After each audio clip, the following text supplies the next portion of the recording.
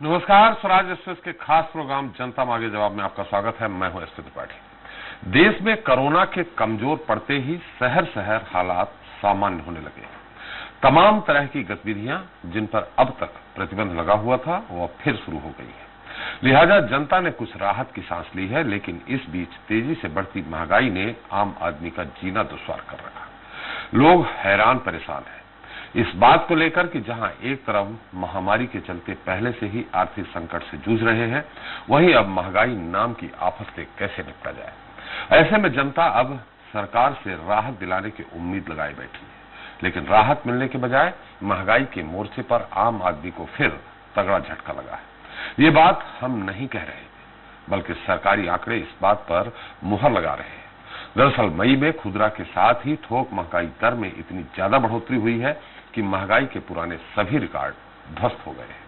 उधर खुदरा महंगाई की दर रिजर्व बैंक ऑफ इंडिया की ओर से तय सीमा के पार जा चुकी है। ऐसे में सवाल ये उठ रहा है कि महंगाई के इस महाविस्फोट का जिम्मेदार कौन है।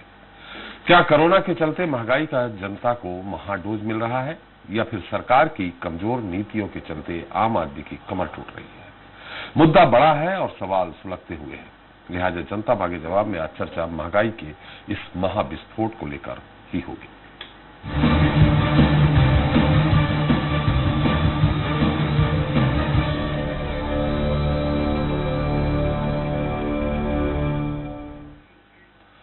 तो कोरोना के दौर में पेट्रोल और डीजल की बढ़ती कीमतों के साथ ही खाने पीने की आसमान छूती कीमतों ने आम आदमी की कमर तोड़ कर रख दी है। खाद्य तेलों के दाम पिछले कुछ समय से लगातार बढ़ते हुए एक दशक के उच्च स्तर पर पहुंच गए हैं। बावजूद इसके महंगाई की कहीं कोई चर्चा तक नहीं है। राज्यों के अंदर राजनीति के गलियारे में महंगाई को लेकर सत्ता पक्ष मौन है, तो वहीं विपक्ष भी इस मुद्दे को लेकर नाम मात्र के लिए ही मुखर दिख रहा है। ऐसे में भला महंगाई की मार से आम आदमी को राहत कैसे मिलेगी? आखिर मजबूरी का नाम महंगाई क्यों बन गया है? चलिए इसे लेकर चर्चा शुरू करें। उसके पहले महंगाई का जो महाविस्फोट हुआ है उससे जुड़ी एक रिपोर्ट देखें। महामारी के चलते पहले से ही पस्त आम आदमी को महंगाई के मोर्चे पर एक बार फिर से तगड़ा झटका लगा है। दरअसल मई में थोक महंगाई के बाद खुदरा महंगाई में भारी बढ़ोतरी दर्ज की गई है। जी हां, मई में खुदरा महंगाई की दर बढ़कर 6.30% हो गई है, जबकि अप्रैल में ये 4.23% थी। यानी अप्रैल के मुकाबले मई में खाने पीने की चीजें महंगी हुई। आंकड़े बता रहे हैं कि मई में रिटेल महंगाई 6 महीने के सबसे ऊपरी स्तर पर पहुंच गई है। सरकारी आंकड़ों के मुताबिक कंज्यूमर प्राइस इंडेक्स यानी कि सीपीआई आधारित रिटेल महंगाई दर मई में 6.30% रही, जो आरबीआई के 2 से 6% के लक्ष्य से ज्यादा है। इतना ही नहीं, बीते महीने थोक मूल्य आधारित महंगाई यानी कि डब्ल्यूपीआई रिकॉर्ड 12.94% की ऊंचाई पर पहुंच गई, जबकि अप्रैल में ये 10.49% थी। सरकार की ओर से जारी आंकड़ों के मुताबिक पिछले साल मई में ही थोक महंगाई की दर 3.37% थी। सरकार का कहना है कि लो बेस इम्पैक्ट और कच्चे तेल, पेट्रोल, डीजल के साथ अन्य खनिज तेल और मैन्युफैक्चर्ड वस्तुओं के दाम में आई तेजी की वजह से महंगाई बढ़ी है। आंकड़ों के मुताबिक मई में ईंधन और बिजली की महंगाई दर बढ़कर 37.61% हुई, जबकि अप्रैल में ये 20.94% थी। वही मैन्युफैक्चर्ड सामानों की महंगाई दर मई में 10.83% रही, जो पिछले महीने 9.10% थी। सीधे शब्दों में कहें तो महामारी के चलते पहले से परेशान आम आदमी महंगाई के बोझ तले लगातार दबता ही चला जा रहा है। देश के कई राज्यों में पेट्रोल अब 110 रुपए प्रति लीटर के करीब पहुंच गया है, तो वहीं डीजल के दाम भी शतक लगाने के एकदम करीब हैं। सरसों तेल हो या फिर रिफाइंड, दोनों 200 रुपए प्रति लीटर से या उससे भी ज्यादा मिल रहे हैं। वहीं दालों के दाम भी इतने ज्यादा हैं, लोग इसे ना लेना ही ठीक समझ रहे हैं। इसके अलावा सब्जियां भी इतनी महंगी हैं कि आम आदमी की थाली से ये दूर होती चली जा रही हैं। खैर, इसके लिए सरकार की नीतियां जिम्मेदार हैं, या फिर कोरोना काल में ऐसा होना ही था? जनता इसका जवाब जानना चाहती है। Bureau report, Swaraj express. तो महंगाई का महाविस्फोट, इस मुद्दे पर चर्चा करने के लिए हमारे साथ रायपुर से जुड़ गए हैं बीजेपी के वरिष्ठ नेता और पूर्व सांसद, पूर्व मंत्री चंद्रशेखर साहू जी। साहू जी, आपका बहुत बहुत स्वागत है। भोपाल से हमारे साथ कांग्रेस के प्रवक्ता जितेंद्र मिश्र जी हैं, आपका स्वागत है। बहुत बहुत धन्यवाद, अभिनंदन। आपका भी अभिनंदन। लखनऊ से हमारे साथ सपा नेता और मजदूर सभा के प्रदेश अध्यक्ष राम गोपाल पुरी जी जुड़ रहे थे, लेकिन किन्हीं कारणों से रोड में कुछ उनको परेशानी हो गई सड़क में, जिनके कारण नहीं जुड़ पाएंगे। साथ ही स्टूडियो में मौजूद हैं हमारे अर्थशास्त्री ओम प्रकाश सेठिया जी। सेठिया जी, आपका भी स्वागत है। और वरिष्ठ पत्रकार शिव शरण सिंह जी लखनऊ से हमारे साथ हैं, आपका भी स्वागत है। पहले सेठिया जी आपसे ही है, ये आप तो इतने लंबे समय से सब देख रहे हैं, बड़े अर्थशास्त्री हैं, ऐसे में इन 2 सालों में, खासकर इस 1 साल में जो महंगाई दर बढ़ी है, उस पे आपकी क्या टिप्पणी है? कितनी ज्यादा बढ़ी है? जो आरबीआई के मुताबिक जो तो कम से कम 2, अधिकतम 6% महंगाई दर बढ़नी चाहिए, वो बढ़ करके 10 से ज्यादा पहुंच गई है। क्या वजह है? ये निर्विवाद सत्य है कि महंगाई बढ़ी है, और इन 2 सालों में जो बढ़ी है वो तो बहुत तेजी से बढ़ी है। नॉर्मल जो एक दर रहती है किसी भी महंगाई की बढ़ने की, 2 मानते हैं, 5 मानते हैं, उसमें धीरे धीरे है तो वो आदमी एक आदी हो जाता है और उसको वहन करने की क्षमता भी डेवलप कर लेता है जी। बट अभी कोरोना काल या पिछले 2 सालों में जो बढ़ी है महंगाई, वो अप्रत्याशित है जी। उसका कोई दर 10% बोले, 20% बोले, या कुछ भी दर बोले, बट हर चीजों में कोरोना तो अभी 14-15 महीना हुआ है ना। हाँ, बिना कोरोना के भी बढ़ी थी। बिना कोरोना की बढ़ती तो रही है, क्योंकि पेट्रोल के दाम पिछले 3 सालों से हम देख रहे हैं, जब से छूट दी गई है पेट्रोल दाम के बढ़ाने की, तो धीरे धीरे करके बढ़ते रहे। पर अभी जो एक साथ एक महीने में कई बार बढ़े, उसके कारण वो जो एक इफेक्ट होता है, ज्यामितीय जो दर हो जाती है जी, वो उसके इफेक्ट पूरी इकोनॉमी पे एक साथ पड़ते हैं जी। और जब वो इफेक्ट पड़ता है तो वो किसी के वहन करने की जो क्षमता होती है उससे बाहर हो जाता है जी। और इस पे लगाम लगाना भी सरकार के लिए भी या किसी और के लिए भी मुश्किल होता है। इसमें प्लानिंग का थोड़ा देखना पड़ता है कि इन चीजों पर रेट थोड़ा धीरे धीरे बढ़ाए जाएं, ये समझदारी से बढ़ाए जाएं, जिसका इम्पैक्ट सब चीजों पर न पड़ते, इकोनॉमी पे वृहद इम्पैक्ट न पड़े, ऐसी सोच है। नहीं, आपने कहा कि धीरे धीरे बढ़ाए जाए, सरकार भी नहीं चाहेगी ये। कुछ नीतियां इधर उधर हो सकती हैं, अच्छी नीति नहीं होगी जिस कारण महंगाई बढ़ रही, सरकार भी नहीं चाहेगी, कोई भी सरकार की महंगाई बढ़े। ये तो ऐसी स्थिति में बढ़ी क्यों, आखिर वजह क्या है, वो हम जानना चाह रहे हैं। देखिए, सरकार का पूरा इस पीरियड में जो है, या 2 साल से सोचें तो एक इकोनॉमी जो चली रही थी, कहीं न कहीं डिस्टर्बेंसेस थोड़े बहुत रहते ही हैं, बट ये कोरोना पिछले साल जब दिसंबर या जनवरी से जब शुरू हुआ, उसके बाद इम्पैक्ट आना शुरू हुए, तो सरकार का और जनता का सबका ध्यान पूरा कोरोना और उससे निपटने के लिए लग गया जी। तो इसमें जो दूसरी चीजें हैं वो कहीं न कहीं हाथ से निकल जाती हैं, छूट जाती हैं, जिस पे कंट्रोल रखना जरूरी था, बट पलायन भी था लोगों का, फिर लोगों को बचाना भी था किसी तरीके से, और हमारी व्यवस्था उस तरीके से तैयार इतनी आसानी से इतनी बड़ी महामारी के लिए कोई भी व्यवस्था वर्ल्ड की तैयार नहीं रहती है। उसकी तैयारी के लिए जो टाइम लगा या उसके लिए संसाधनों को हमें डाइवर्ट करना पड़ा, उसके लिए सरकार का समय तो लगा, प्लानिंग भी उसमें ज्यादा लगी, तो सोच कहीं ना कहीं इस तरफ इसको कंट्रोल करने की या इसके बारे में सोचना भी शायद हम लोग उचित नहीं समझ पाए उस समय, कि इसके जो कैस्केडिंग इफेक्ट होंगे धीरे धीरे बढ़ेंगे और इंडस्ट्रीज पे जो असर पड़ेगा, तो चीजें भी कम होंगी, मिलेंगी कम, तो हर आदमी जो सक्षम है वो ज्यादा से ज्यादा पैसे देने को तैयार रहेगा। तो हमने जो इस समय में जो चीजों को इकट्ठा करने की प्रवृत्ति देखी, और उसमें कोई भी अछूता नहीं था, तो जब वो चीजें इकट्ठी करते हैं तो ये सप्लाई कम है, मांग ज्यादा है, तो दाम भी बढ़ते हैं, और जो सक्षम होते हैं वो दे पाते हैं, जो दूसरे हैं वो नहीं दे पाते। तो इसमें जो समय रहा, उसमें जो उच्चतम वर्ग है या निम्नतम वर्ग है, जो है जैसे सरकार की सहायता मिल जाती है, या जो सक्षम है, मध्यम वर्ग को उसका जो सबसे ज्यादा इम्पैक्ट सहने को मिला वो होता वाइड स्प्रेड, और वो सबसे ज्यादा जब पड़ता है उनके ऊपर तो नजर आने लगता है जी। और ये एक बहुत बड़ा कारण था कोविड का, जिससे कोई भी अछूता नहीं है। साहू जी, आपने हमारे अर्थशास्त्री जी को सुन लिया होगा, लेकिन ठीक है, महामारी है, महामारी तो अभी पिछले मार्च अप्रैल कह लें, अभी ज्यादा से ज्यादा 14 महीने हुए हैं, लेकिन इसमें ईंधन और बिजली, मैं आपको थोड़ा बता दूं, ये पूरे केंद्र, पूरे देश की बात है। मैं छत्तीसगढ़, मध्य प्रदेश या उत्तर प्रदेश, उत्तराखंड यहाँ की बात नहीं कर रहा हूँ। मैं पूरे, ये सरकारी आंकड़े हैं, मेरे आंकड़े नहीं है साहू जी। आप तो मंत्री भी रहे हैं, कृषि मंत्री भी रहे हैं, सांसद भी रहे हैं, सदन में भी बैठे हैं। कहीं न कहीं मुझे जो लगता है, आम आदमी सोच रहा है, हो सकता है गलत हो, मैं भी गलत हूं, आम आदमी भी गलत हो, कहीं न कहीं ये लगता है कि जो सरकार की अपनी नीतियां हैं, वित्त विभाग जिनके पास है या नीति जो बनाने वाले हैं, उनकी कहीं गलत नीतियों के कारण इस तेजी से, थोड़ा बहुत सेठिया जी ने भी हिंट किया है, इतनी महंगाई बढ़ी। ईंधन और बिजली तो मिडिल क्लास की बल्कि लोअर क्लास की भी कमर तोड़ देती है। मैं आपको बता दूं, अप्रैल में ईंधन और बिजली की महंगाई दर 20.94 रही है और ये मई में बढ़ के 37.61 हो गई। जून की अभी आई नहीं, तो आप खुद सोच सकते हैं कि 17% सीधे बढ़ जाए।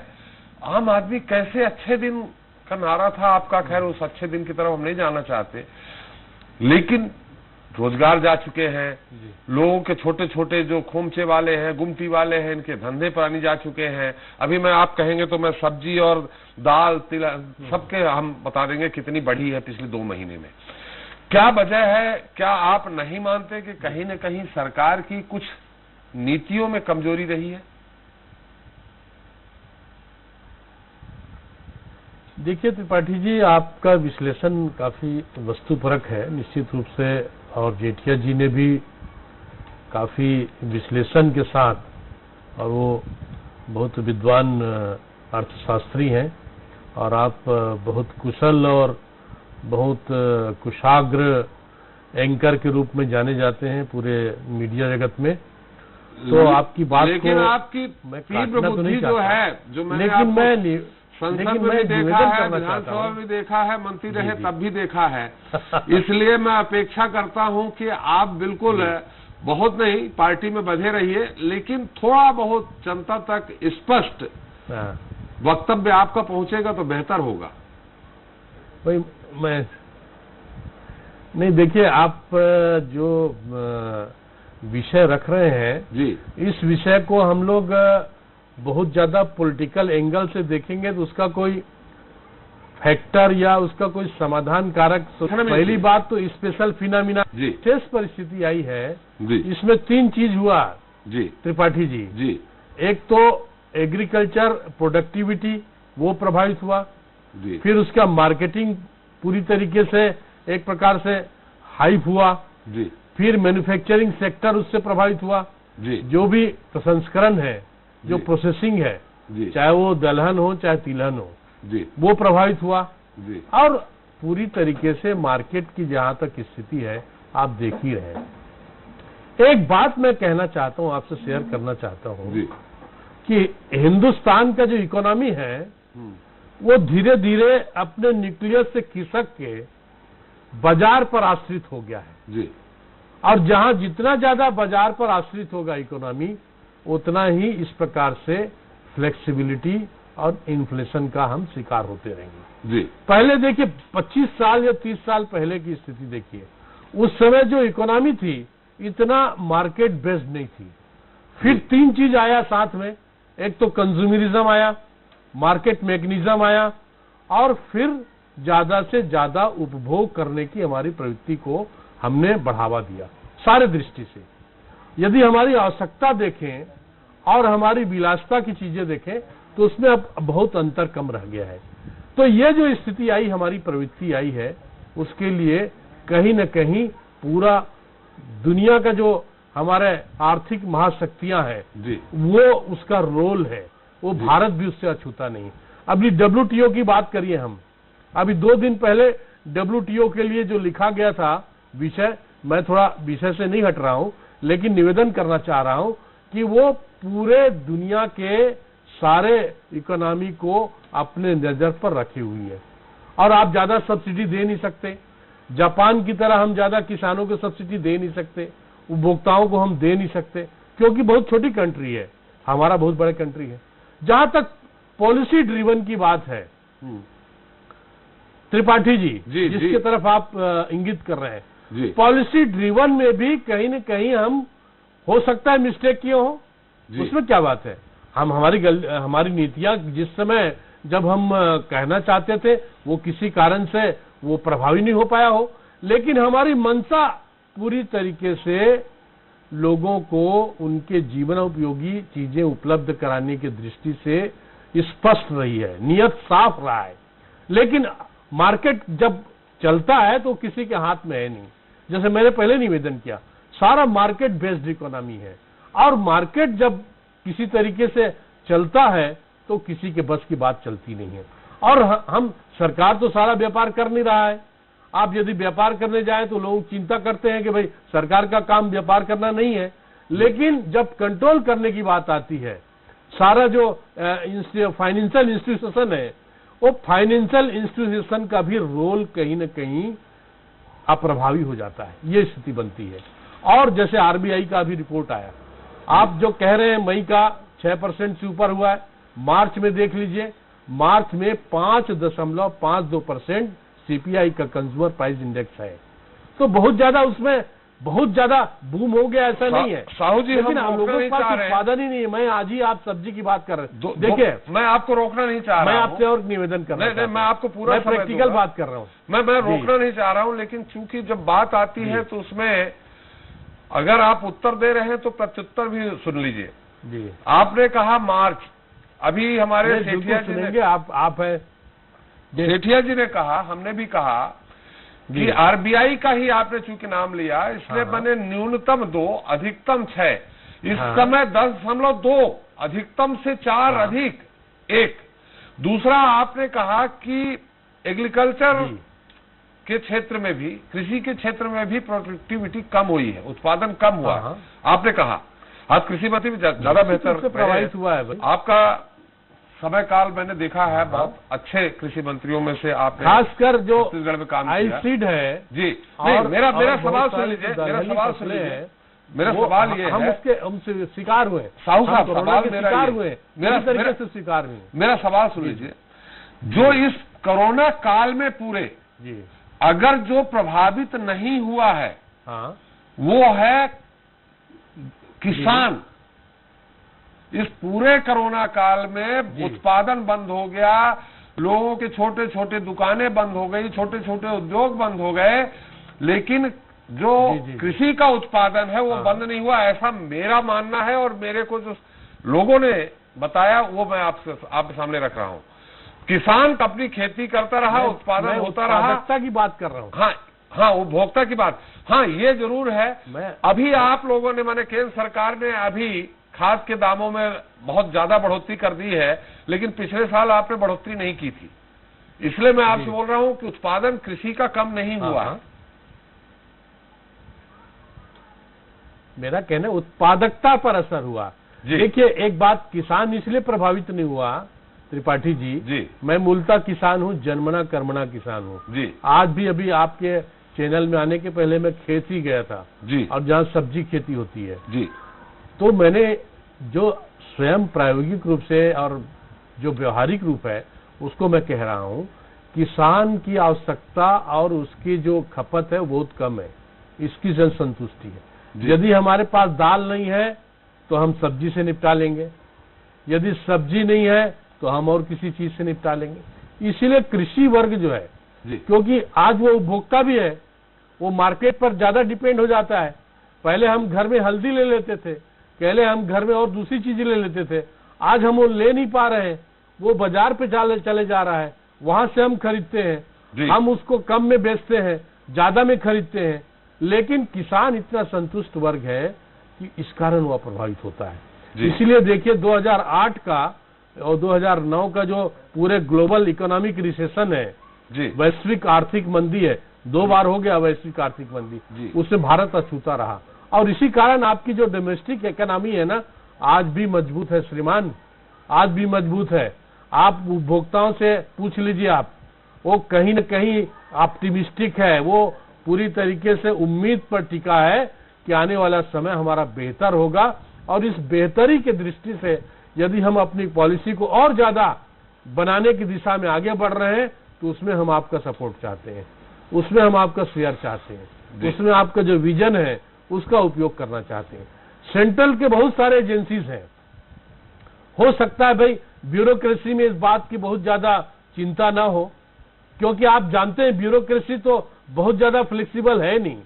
लेकिन हमारी सोच, हमारा दृष्टि, चाहे वो केंद्र में नेतृत्व करता हो, हमारे नेतृत्वविंद हो, प्रधानमंत्री से लेके वित्त मंत्री और खाद्य मंत्री से लेके कृषि मंत्री तक, ये सब पूरी तरीके से आपके हितों के लिए, देशवासियों को हित के लिए प्रतिबद्धता उनने पूरी अभी तक दिखाई है, आगे भी दिखाएंगे।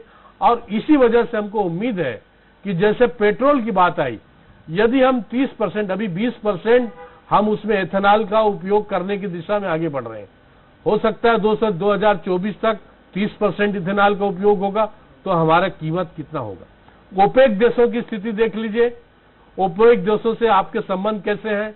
अमेरिका अलग रूठा बैठा हुआ है इस मामले में, फ्यूल के मामले में, कि आप ईरान से मत लो, रसा से मत लो। और दूसरी स्थिति आपकी जो अंतर्राष्ट्रीय जो मुद्रा को, आपके हमारे जो विदेशी मुद्रा भंडार है उसकी स्थिति देखिए, डॉलर बढ़ा है पूरे उसके देखते हुए, यानी कहीं न कहीं इंटरनेशनल जो इकोनॉमिक प्रेशर है उसको आपको फेस करना पड़ रहा है, ऐसा मेरा निवेदन। बहुत एक हो सकता है मैं गलत हूं, नहीं, आर्थिक विशेषज्ञ की भांति आप पक्ष रख रहे हैं, रखना भी चाहिए, सरकार का पक्ष है। मैं विशेषज्ञ नहीं हूं जी, लेकिन किसान के जो आवश्यकता है जी, वो बहुत सीमित है और इसलिए असंतुष्ट है। मैं स्वयं देखता हूं, मैं ये ज्वारी की रोटी और क्या बोलते हैं अपने अचार के साथ खा लेता हूं आज भी। नहीं, आप खा लेते हैं, ज्यादा नहीं चीज नहीं चाहिए, लेकिन आर्थिक मामले में किसान हूं, इस कारण कह रहा हूं, इसीलिए किसान वर्ग आज भी अछूता है और कल भी अछूता रहेगा। उत्पादन हुआ है, आज भी उत्पादन हो रहा है, जितने ऑपरेशन से, सोइंग ऑपरेशन से लेके हार्वेस्टिंग तक सब किसान कर रहे हैं, लेकिन उसकी प्रोडक्टिविटी प्रभावित है, उत्पादकता प्रभावित है। हम तिलहन दलहन के ले ले, चाहे सरसों के लिए, ये सरसों का बेल्ट आप ज्यादा जानते हैं, भिंड मुरैना पूरा चंबल संभाग, उसका प्रोडक्टिविटी देखिए कितना डाउन हो गया है।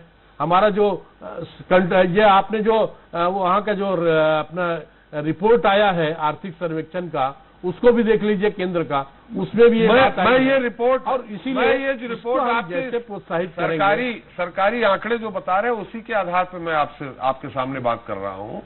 जैसे खुदरा महंगाई दर 6 अधिकतम होना चाहिए, 6.3 पहुंच गई, बाकी जो महंगाई दर है वो 1294 तक पहुंच गई। खैर, आपने बहुत अच्छी बात कही है, हम आएंगे इसके पहले जो आपने कहा किसानों की उत्पादकता पे, तो दाल है, प्याज है, तिलहन है, कच्चे पेट्रोलियम की तरफ मत जाइए। आपने एक बात और कही थी कि डॉलर का रेट बढ़ा है, लेकिन इंटरनेशनल मार्केट में प्रति बैरल डॉलर का प्रति डॉलर कितना रेट था, वो 46, 48, 143, 44 तक पहुंच गया था प्रति बैरल।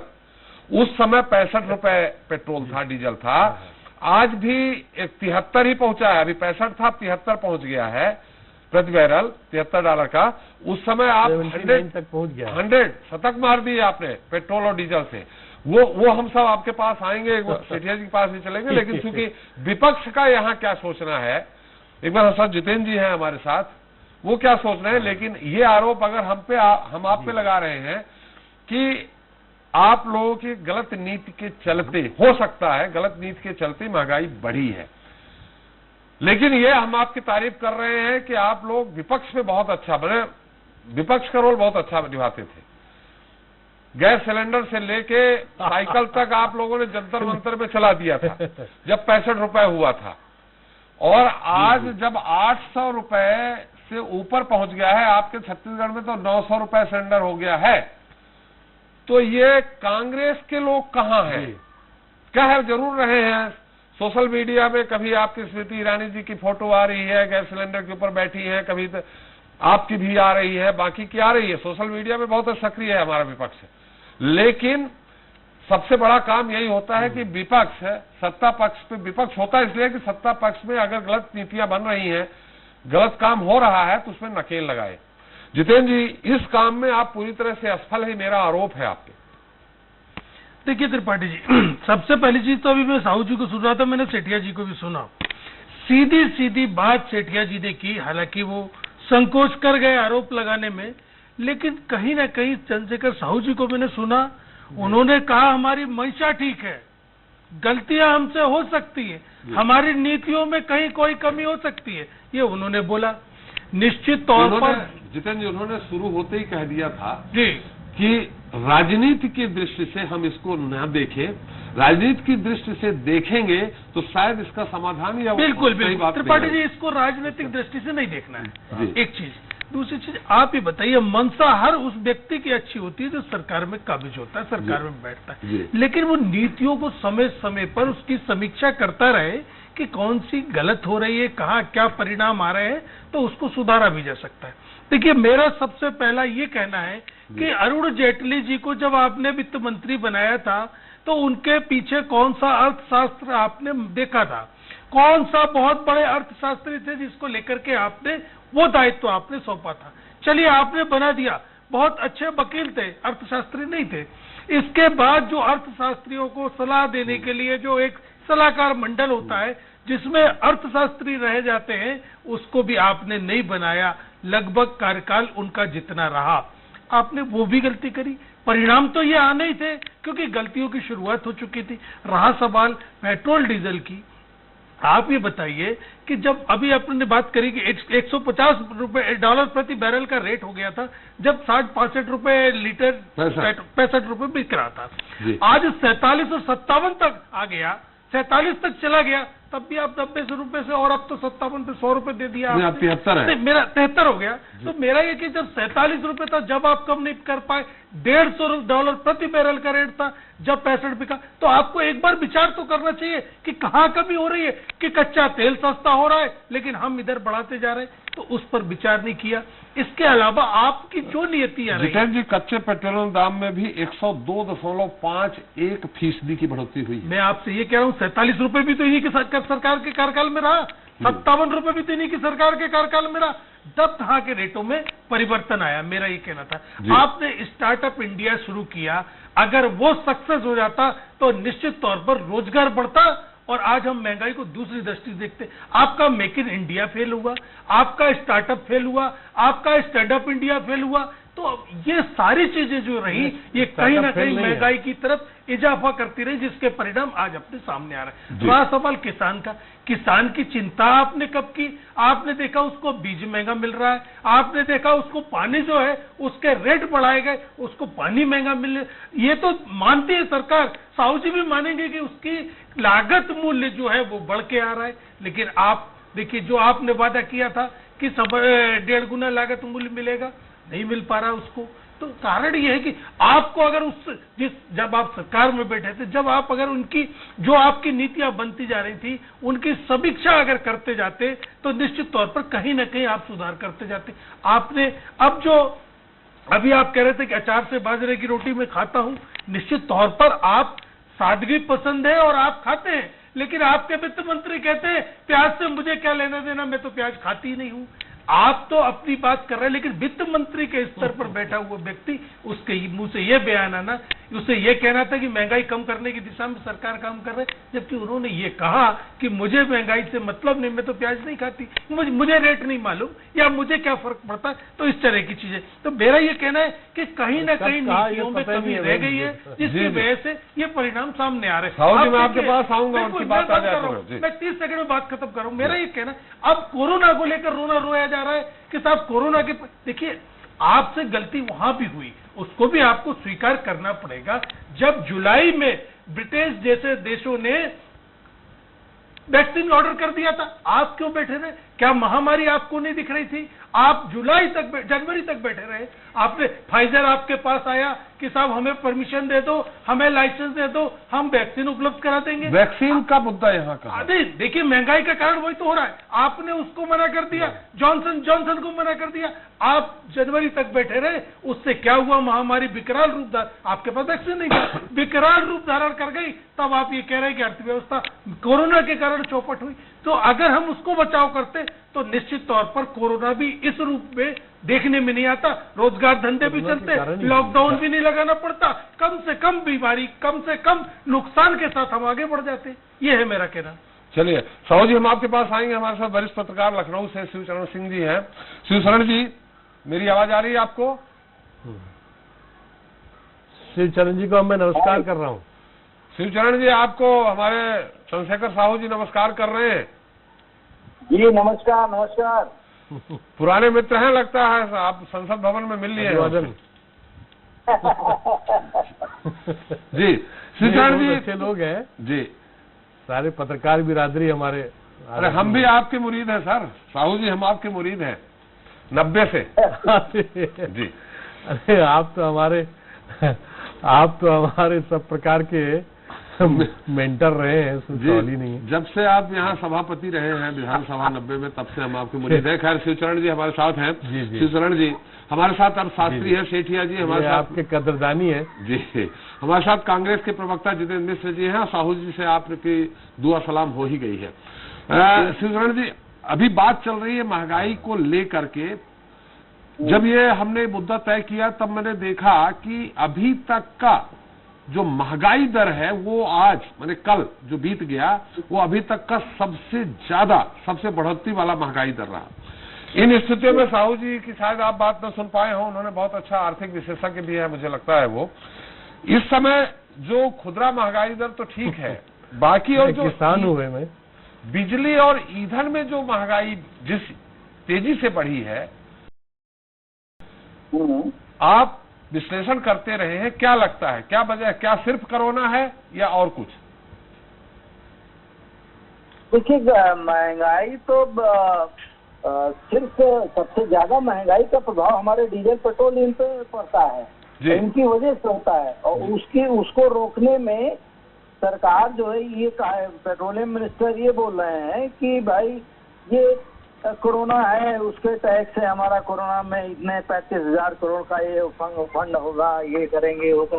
ये कोई जवाब नहीं है। ठीक है, कोरोना का कार्य है, वो एक दौर चल रहा है, लेकिन इसमें सरकार को ये ध्यान देना चाहिए कि महंगाई को रोकने के लिए, क्योंकि इस कोरोना पीरियड में दूसरी लहर में जिस हिसाब से लोगों के रोजी रोजगार, काम धाम, कारोबार सब ठप हुए, ये पिछले वर्ष से ज्यादा स्थिति अब आंकड़ों में सरकार चाहे जो भी आंकड़े पेश कर रही हो अपने हिसाब से, ये तो अधिकारियों का काम है अपना पेश कर रहे हैं, लेकिन वास्तविकता जो धरातल पर है वो लोगों के रोजी रोजगार बंद होने से, मार्केट बंद होने से सबकी स्थिति खराब है। स्थिति में सुधार और ऊपर से आपकी महंगाई आ गई है। महंगाई को आप नियंत्रण नहीं कर रहे हैं। महंगाई को तो कंट्रोल आपको करना ही पड़ेगा।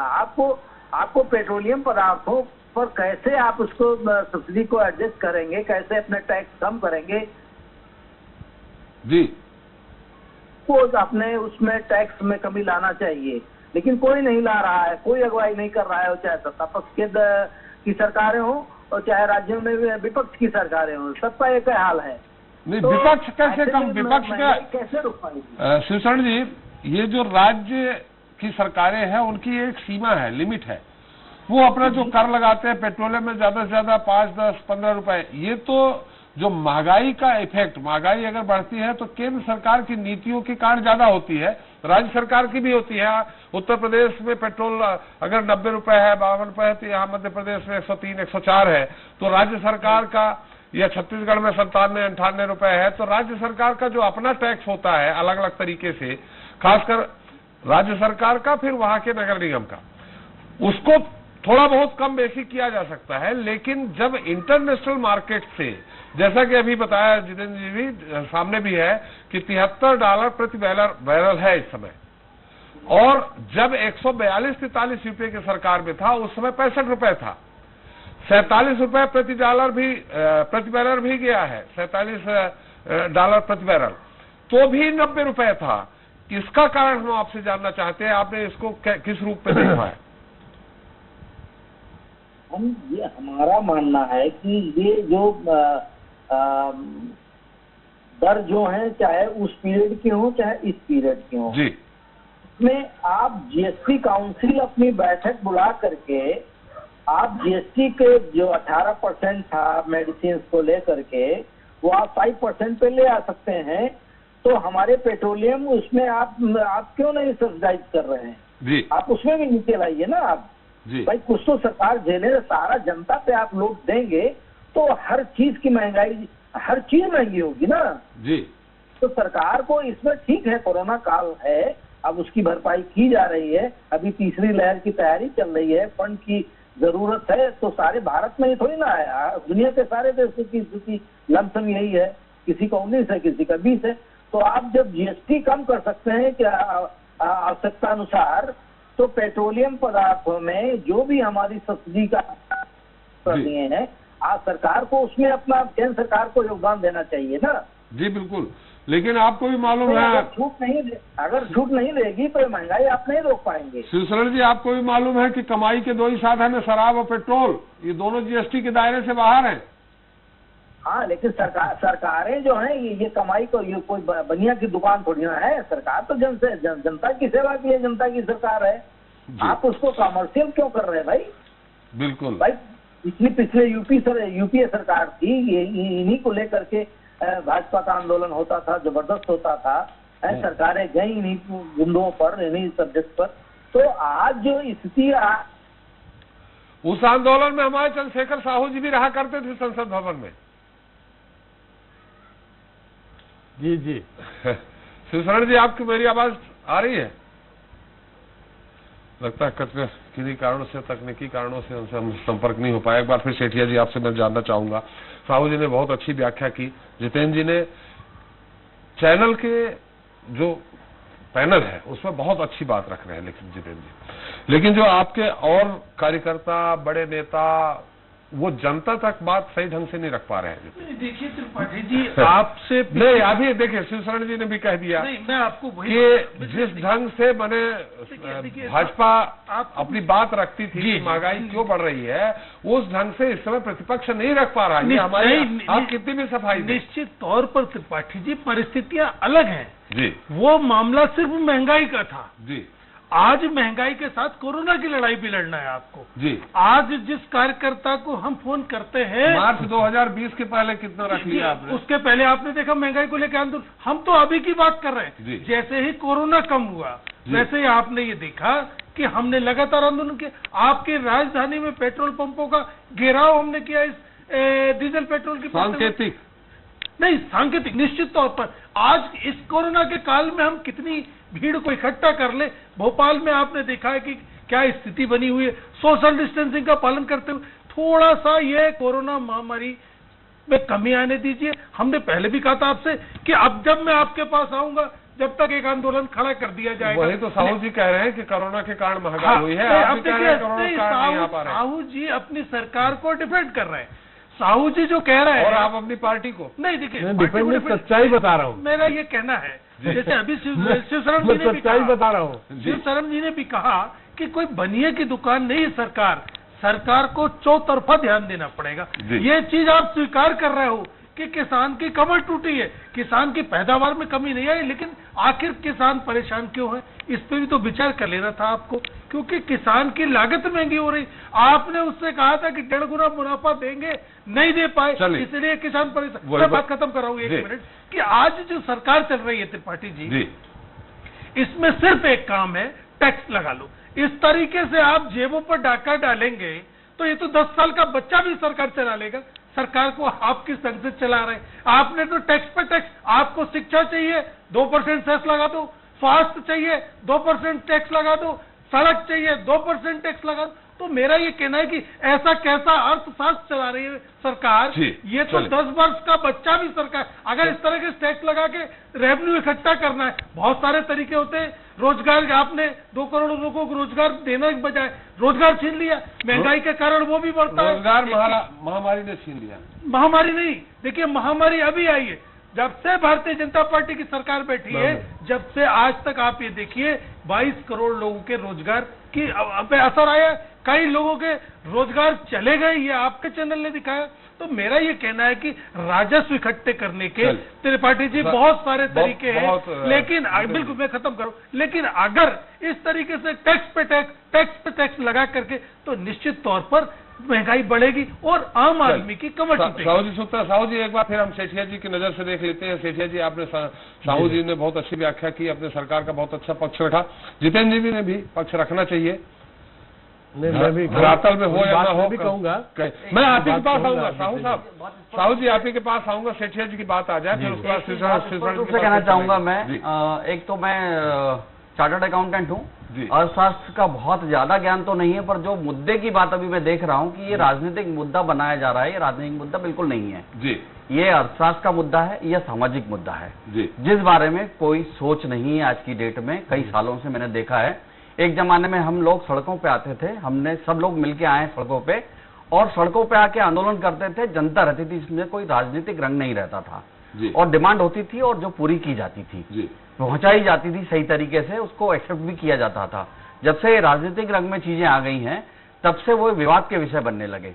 उसके कारण महंगाई या दूसरे जो भी असर हैं वो ना होते हैं। मैं अपने जो ये कांग्रेस के प्रवक्ता जी हैं जितेंद्र जी मिश्रा, उनसे बहुत अच्छे से सहमत हूं कि अर्थशास्त्री क्यों नहीं है योजना में, योजना को बढ़ावा देने में अर्थशास्त्री क्यों नहीं है। राजनीतिक ढंग से ही बात की जाती है, राजनेता ही जवाब देते हैं, अर्थशास्त्री सामने क्यों नहीं आते कि समस्या का यह समाधान है। पेट्रोल की कीमत बढ़ी है, कम होनी चाहिए, परिवहन की कॉस्ट बढ़ी हुई है, कम होनी चाहिए, गेहूं का भंडारण है, उससे ज्यादा बर्बादी दिख रही है हमें, और कई सालों से दिख रही है। एफसीआई के गोडाउन में 20 साल पहले जो बात होती थी वो आज भी हो रही है, आज दूसरे गोडाउन में माल सड़ रहा है। महंगाई कम कैसे होगी? जो गेहूं फ्री में बढ़ सकता है, इतना ज्यादा गेहूं है, वो पता लगा कि हमें 3000 रुपए में मिल रहा है, 4000 रुपए में मिल रहा है। तो ये कहीं ना कहीं इसको अर्थशास्त्र की नजर से देख के बात की जानी चाहिए, और फिर सामाजिक मुद्दा बनाना चाहिए कि भी सब शामिल हों, मध्यम वर्ग शामिल हो, सामने आए, अपनी डिमांड रखे और उसे मनवाने का प्रयत्न करे, ना कि राजनीतिक रंग देते रहें इससे। और हम अर्थशास्त्र की बात करेंगे तो आंकड़ों के खेल में उलझ जाएंगे। आंकड़े इतने भयावह हैं, इतने भयावह हैं कि वो इसको एक्सप्लेन नहीं कर पाएंगे इस समस्या को अच्छे से। जी। तो हमें चाहिए कि हम इसको अर्थशास्त्रियों को शामिल करें और उनसे सही समाधान जनता को कन्विंस करके और आगे बढ़ाएं। जैसे साहू साहब के इधर से उत्तर यही आएगा जो मुझे लग रहा है, खैर उत्तर वही देंगे कि अर्थशास्त्रियों की पूरी टीम है जो वित्त मंत्री जी को गाइड कर रही, वित्त मंत्री जी के सामने है। तो मेरा प्रश्न ये रहेगा कि अरुण जेटली के, मैं साहू जी से भी पूछना चाहूंगा आपके माध्यम से कि अरुण जेटली जी के वित्त मंत्री बनने के बाद कब तक कमेटी बनी उनको सलाह देने के लिए, उसका भी जिक्र साहू जी करेंगे तो समझ में आएगा। जी बिल्कुल, तो उत्तर आएगा। शिवशरण जी, आपसे तकनीकी कारण संपर्क बीच में टूट गया था, आप साहू जी की बात सुने, फिर मैं आपके पास आता हूं साहू जी। लेकिन हमारा एक सवाल ये है, बाकी महंगाई ठीक है, लेकिन दाल 12.9% बढ़ी है। आपने कहा ना दाल रोटी खा लेता है, प्याज, आप प्याज रोटी खा लेते हैं, वो भी महंगी हो गई है। आप थोड़ा सा प्याज रोटी भी खाने में आपको संकोच होगा, 23.24% महंगी हो गई है प्याज इन 2 महीने में, 3 महीने में। फलों के दाम 20.17, तिलहन के दाम 35.94% की बढ़ोतरी हुई है। अब मैं आपसे उत्तर चाहूंगा। देखिए, ये जो आपका सारा जो मार्केटिंग जी एवेन्यू है जी, वो किसान जितना में बेचता है वो मार्केट में कितने में बिकता है आप स्वयं जानते हैं जी। और जो पूरी जो प्रॉफिटेबिलिटी है, पूरी जो एक प्रकार से मुनाफाखोरी है, वो किसके हाथ में है। और इसीलिए तो रिफॉर्म की बात आई, एग्रो रिफॉर्म की बात आई, आपने उसका विरोध किया कि भाई ये आड़त सिस्टम को आप ठीक करो। गेहूं की बात आज की जा रही थी, गेहूं आज क्यों आपको फ्री दिया जा रहा है। अरे भाई, मैं जितेंद्र जी के बात को पूरी तरीके से खारिज इसलिए करना चाहता हूं कि वो केवल टैक्स की बात करें। ये दुनिया का सबसे बड़ा टैक्स रिफॉर्म हिंदुस्तान में लागू हुआ जीएसटी के रूप में, आप जान रहे हैं, उसके रूप में आपके सारा जो आपने अंगीकार किया, अब वो पूरी तरीके से अडॉप्ट हो जाए, पूरी तरीके से उस सिस्टम में आ जाए, तो उसका जो प्रतिफल है वो ज्यादा से ज्यादा पॉजिटिव दिखेगा। और फिर कितने दिन पेट्रोल की बात आई, 60% से ज्यादा, त्रिपाठी जी जी जी जी, मेरा निवेदन है 60% से ज्यादा मध्य प्रदेश में पेट्रोल पंप कौन चला रहा है? कांग्रेस के नेता और कांग्रेस के जो वो थोड़ी महंगा कर रहे हैं, वो चला रहे हैं, उनके वो थोड़ी महंगा कर रहे हैं साहब। और सुनिए, और साहू जी आप जैसे बड़ी साहब पेट्रोल पंप वाला महंगा की नहीं कर, मैं अपनी बात पे आ रहा हूँ ना, सरकार मैं अपनी बात पे आ रहा हूँ, सुनिए तो, और सुनिए तो, और भाई मैं वही कह रहा हूँ, पेट्रोल पंप में चाय पी के ये सांकेतिक विरोध कर रहे हैं, पेट्रोल पंप के मालिक के साथ बैठ के चर्चा कर रहे हैं, वो तो मुझे मैंने कह दिया, बढ़ गया, वो बढ़ गया। आपने इस बात को समझा है जी। और ये कह रहे हैं कि भाई आप कोरोना का ऐसा कर दिया। अरे भाई, आज जो गरीब कल्याण जो कार्यक्रम चल रहा है, प्रधानमंत्री गरीब कल्याण, कहां से आएगा फंड? कहां से कोरोना से निपटेंगे? कहां से देशवासियों की भूख की शांति होगी?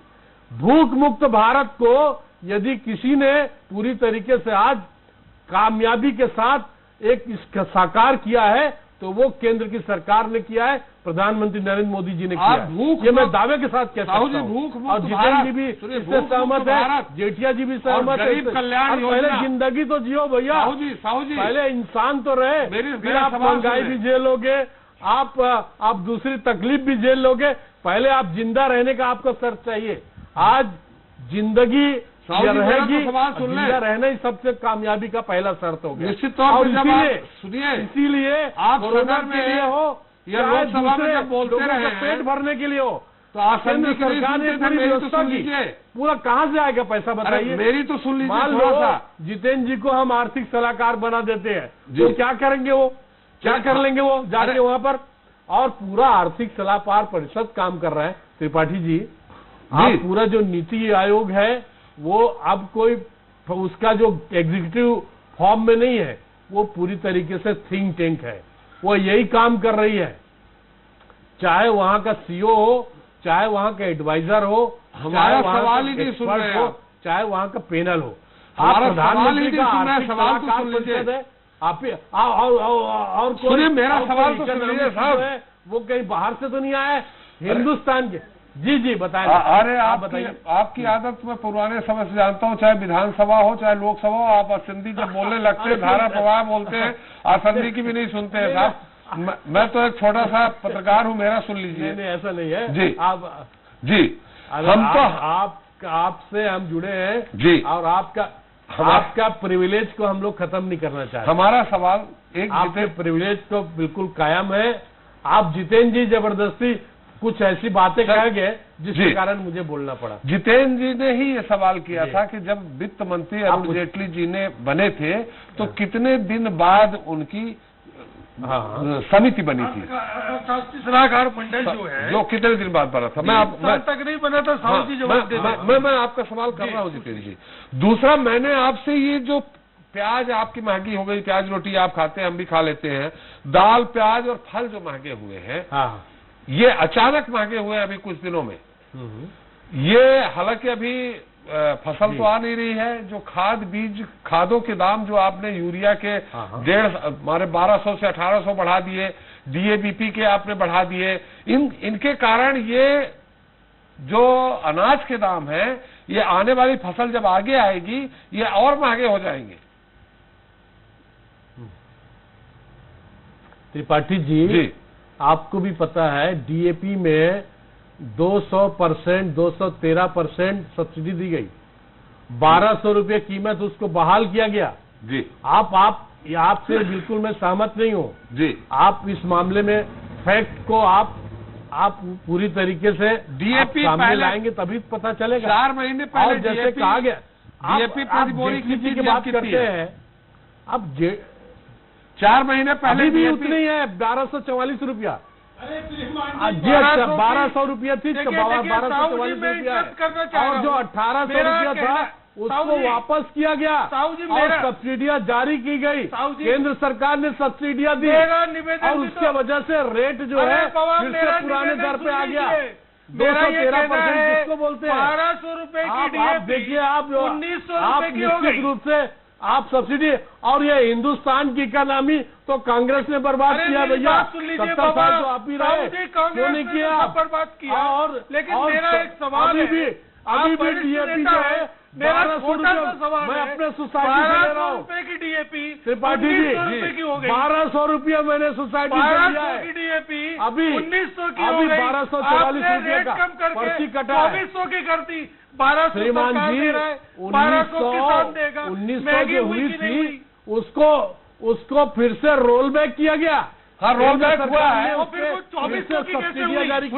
सुनिए साहू जी, यूरिया का रेट बढ़ा नहीं हुई ना, अब भाई उसमें रोल बैक किया, मैं मानता हूँ यूरिया का बढ़ा है, रेट बढ़ाया, फिर से उसने सब्सिडियां दी। अब वो 1200 से 1244 हुआ, यूरिया को नीम कोटेड किया गया, यूरिया के उसके निर्भरता को कम करने की कोशिश की गई, जैविक खेती की बात की गई। देखिए एग्रीकल्चर के सेक्टर में यदि आप डिबेट करवाना चाहते हैं तो मैं 2 घंटा आपके साथ बैठ जाऊंगा।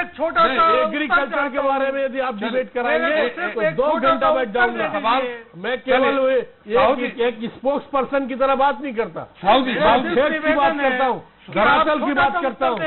और यूरिया का भी नीम कोटेड करके उसकी उपयोगिता को खेत में बेहतर करने की कोशिश हुई है, पिछले 5 साल 7 साल में पहले नहीं हुई थी। और डीएपी आज भी हम 1244 रुपया में खरीद के उसका उपयोग कर रहे हैं, भले हमने सब्सिडियां दी, सरकारी खजाना उसके लिए खोला किसानों के लिए, और 50% से 313% जो हमारे एमएसपी में वृद्धि हुई है। आप सवाल सुनते हैं, एमएसपी में वृद्धि, प्रश्न सुनते हैं, लेकिन त्रिपाठी जी जानते हैं, खुद बोल रहे थे इस बार बहुत ज्यादा एमएसपी में वृद्धि 50% से लेके 313%, यानी कुल मिला के हमने आपके एक बार सुनते लीजिए, एमएसपी को बढ़ाया है, सुन तो लीजिए, और आप कितना बढ़ाए हैं सुनिए, और इस तरीके से आप बात करेंगे तो उसका तो कोई नतीजा मिलेगा नहीं।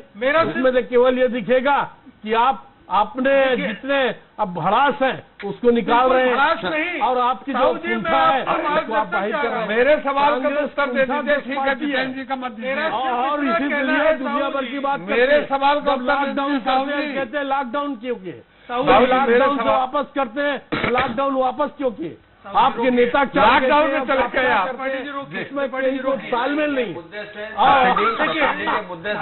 मैं इज्जत करता हूँ, आपकी सम्मान करता हूँ, हम लोगों के मामले में आप तीनों पे भारी पड़ रहे हैं, मेरा दावा है। अरे हम लोगों की बात नहीं, आप हमारे ऊपर हरदम सोसाइटी से, अरे सुनते लीजिए भाई, से 1244 रुपया में खरीद रहा है। चले 1244 रुपया में मैं खुद खरीदा हूँ, आप चाहे तो आपका की बात तो सुनिए। अर्थशास्त्री के रूप में मैं इंटरफेयर करना चाहूंगा, चार्टर्ड अकाउंटेंट के रूप में 2 मिनट कहना चाहूंगा कि आपकी सब बातें स्वीकार हैं, सब बातें स्वीकार है, सब्सिडी आपकी बढ़ी, ज्यादा हुई, महंगाई सब स्वीकार है, पर ये बताइए फेल कहाँ हुए फिर? आपकी प्लानिंग अच्छी है, हाँ, आपका इम्प्लीमेंटेशन आपका, आपने थिंक टैंक की बात करी, कई सालों से काम कर रहा है, उन्हें रोक कौन रहा है, या कहीं कौन कौन कर रहा है?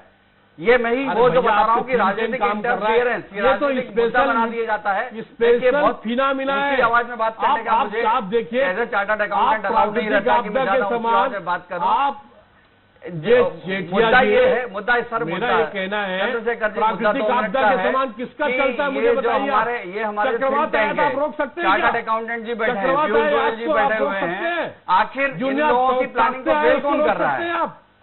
ये सारा जो स्पेशल फिनामिना है, इसके वजह से ये स्थितियां धराशायी हुई। तो आप इसके जगह में कोई स्वीकार करते हैं यही होता है, के कारण और प्राकृतिक आपदा के कारण सारा जो नेचुरल कैलेमिटी है, सारा जो स्पेशल फिनोमिना है, इसके वजह से हुआ है। हमने कोविड की फील्ड में भ्रष्टाचार देखा है, हिंदुस्तान फेल नहीं हो सकता, बिल्कुल नहीं होगा, वो क्योंकि लोग कहते हैं वो फेल हुआ है, वो गलत है। हिंदुस्तान कभी फेल नहीं होगा, भारत का आम आदमी कभी निराश नहीं हो सकता, और हम भारत आगे बढ़ेगा और हम सब आगे बढ़ेंगे, कामयाबी के साथ आगे आएंगे। और इसीलिए हम अपनी जिम्मेदारी निभाना चाहते हैं, प्रधानमंत्री अपनी जिम्मेदारी निभाना चाहता है। ये स्पेशल फिनोमिना है। आप चक्रवात आ गया, और प्राकृतिक आपदा आ गई, और कुछ आ गया, तो उसको आप क्या करोगे बताइए? अर्थव्यवस्था उसके सामने किसका चलता है, किसका बस पर जवाब देना पड़ेगा आपको। ये आपसे सवाल चौपट नहीं हुए हैं, आपका ये देश कोई चौपट होने वाला नहीं है।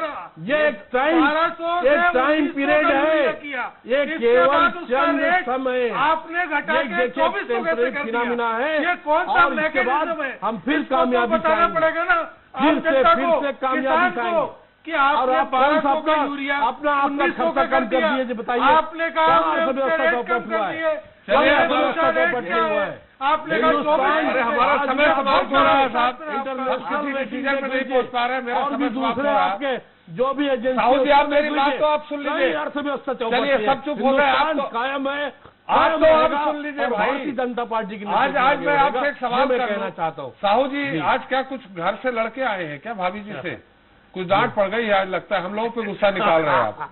मैं श्रीमान जी, मैं खेत से आया हूँ, खेत से, और किसान हूँ, और इसलिए सारी बातों को चलिए आप तो सुन लीजिए, अब तो सुन मैं लीजिए। कोई ऑफिस से काम करने वाला, टेबल वर्क करने वाला चलिए नहीं। आप तो सुन लीजिए, और इसीलिए मुझे विश्वास है। अरे आप तो भाई, अपने देश पर, अपने देश के अर्थव्यवस्था पर विश्वास है। एक कॉमन मैन की तरह कह रहा हूँ। अच्छा ठीक है, किसान के रूप में कह रहा हूँ। अरे भाई दूसरे लोगों को भी हिंदुस्तान की अर्थव्यवस्था कभी फेल नहीं होगा। अरे दूसरे, हाँ सारी ठीक दुनिया है, फेल हो जाए। चलिए ठीक है।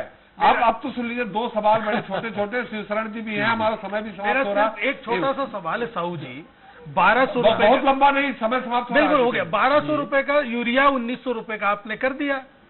1900 रुपए में से आपने किसान को वापस 1200 का देना चालू कर दिया। 1200 रुपए आप अपनी सरकार की सब्सिडी दे रहे, तो जो 1900 रुपए का हुआ था वो 2400 रुपए का कैसे हो गया, ये मुझे मालूम करना था आपसे, उसका जवाब दीजिए।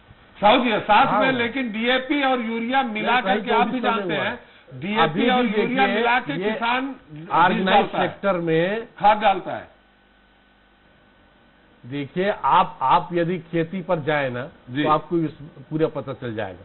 हम जो उपयोग करते हैं आदान और कृषि ऋण, कोऑपरेटिव सेक्टर में सोसाइटी के थ्रू, वृत्ताकार सोसाइटी हो चाहे और सोसाइटी हो, उसके थ्रू जो डिसबर्स हो रहा है वो पूरी तरीके से पुराने रेट पे हो रहा है। यदि प्राइवेट सेक्टर में कोई दे रहा है तो उसकी मेरी जानकारी नहीं है। कहीं जो भी समय समाप्त हो गया साहू जी, और समय समाप्त हो गया है, समय समाप्त हो गया है, इसकी यूटिलिटी कम हो। चले जितेंद्र जी, साहू जी समय समाप्त। शिवशरण जी, आप मेरी आवाज सुन पा रहे हैं? हाँ। शिवशरण जी, इस पूरे मुद्दे पे डिबेट तो खैर कहीं और चली गई। महंगाई की मुद्दा किसान में चला गया, किसान का कोरोना में चला गया, कोरोना इंटरनेशनल में चला गया, और कोरोना खत्म भी हो रहा है, इसी लाख चली गई। अब आपसे मैं इस पूरे संक्षिप्त टिप्पणी जानना चाह रहा हूं, क्या आपको लगता है कि महंगाई दर जिस तरह से बढ़ रही है वो कभी नीचे आएगी? अभी हालात है ऐसे? जरूर नीचे आएगी, मेरा विश्वास है। शिवशरण जी, जरूर नीचे आएगी। अरे शिवशरण जी से सवाल है। विश्वास है, अपने ऊपर साहू जी, शिवशरण जी से सवाल है। पर विश्वास है, ये हमेशा स्थायी जी शिवशरण जी कायम थोड़ी रहता है। आपके धारा प्रवाह है, आप तो ऑप्टिमिस्ट, धारा प्रवाह वक्तव्य के चलते शिवशरण जी भाग गए। लंबा सुन लिए, हमारा समय भी समाप्त हो गया है। जी, अरे आपके चलते ना हम लोग सब धराशायी हो गए। नहीं धराशायी नहीं, आज मैं धराशायी हो गया हूँ। कुछ न कुछ कारण जरूर रहा साहू जी, मैं आपको 190 से जान रहा हूँ, आज 32-35 साल हो गए, लेकिन ऐसी स्थिति मैंने पहले कभी नहीं देखी आपके साथ। चलिए कहना चाहूंगा, चलिए समय समाप्त हो गया सेठिया जी। चलिए हो गया, धन्यवाद बहुत बहुत। चलिए धन्यवाद साहू जी, धन्यवाद जितेंद्र जी, धन्यवाद धन्यवाद सेठिया जी हमारे साथ चर्चा में शरीक होने के लिए। तो थोक महंगाई दर 12.94% और खुदरा महंगाई दर 6.30% तक चली गई, जो बीते 6 महीने में सबसे अधिक है। ये आरबीआई के न्यूनतम 2 और अधिकतम 6% के लक्ष्य से ज्यादा है, और ये बहुत बुरी खबर है, क्योंकि इससे आरबीआई पर ब्याज दरों में बढ़ोतरी करने का दबाव बढ़ेगा। हालांकि और बात है कि वह ऐसा करेगा नहीं, क्योंकि असल चिंता जीडीपी ग्रोथ बढ़ाने की है।